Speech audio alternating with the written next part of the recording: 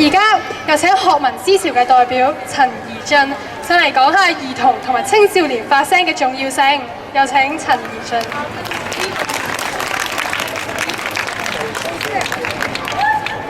大家好，我哋學民思潮係一班由18歲以下所謂兒童所組成嘅其中一個主要嘅學生團體，亦即係話我哋亦都係應該受呢個兒童權利公約所保障嘅一群人啦。咁喺政府上年雖然已經推翻咗、擱置咗呢個國民嘅課程指引都好，但係咁樣唔代表條文裏邊佢係嚴重咁樣干預咗呢一個小朋友佢嘅獨立思考能力，佢係嚴重地干預咗呢個小朋友佢所接收嘅資訊，而係有一個既定嘅立場咁樣去灌輸入去俾佢，咁樣其實就已經係嚴重咁樣違反咗成個呢個兒童應有嘅發展，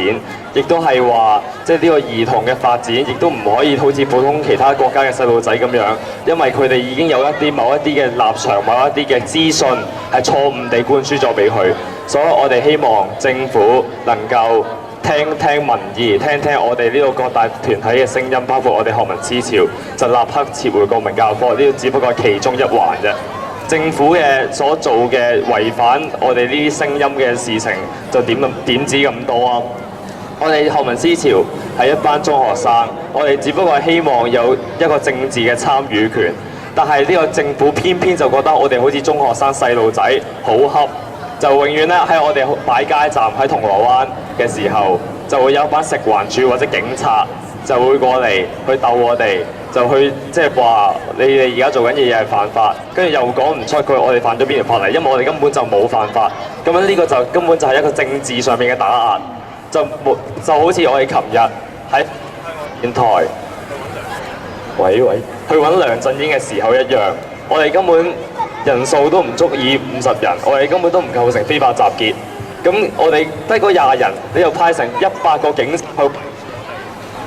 係咁，你咁樣唔係去政治上面打壓我哋，去用呢啲咁樣嘅手段，去令到我哋呢班學生驚，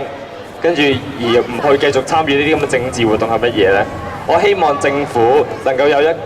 立一個獨立嘅兒童事務委員會，咁樣去監察翻政府自己所做緊呢一啲違反國際法嘅東西啊嘛！即係而家政府係一次又一次咁樣違反咗國際法，佢唔成立委員會，佢唔推行呢一條法例不特止，佢仲要違反咗佢自己簽嘅東西。咁呢個政府仲有啲乜嘢誠信可言呢？所以希望政府第一能夠聆聽我哋各大團體嘅聲音，同埋成立兒童事務委員會，亦都更加重要地就係立刻係撤回國民教育科嘅所有，唔係淨係個指引，而係撤回成個科目。好，多謝大家。好，唔該晒陳怡俊。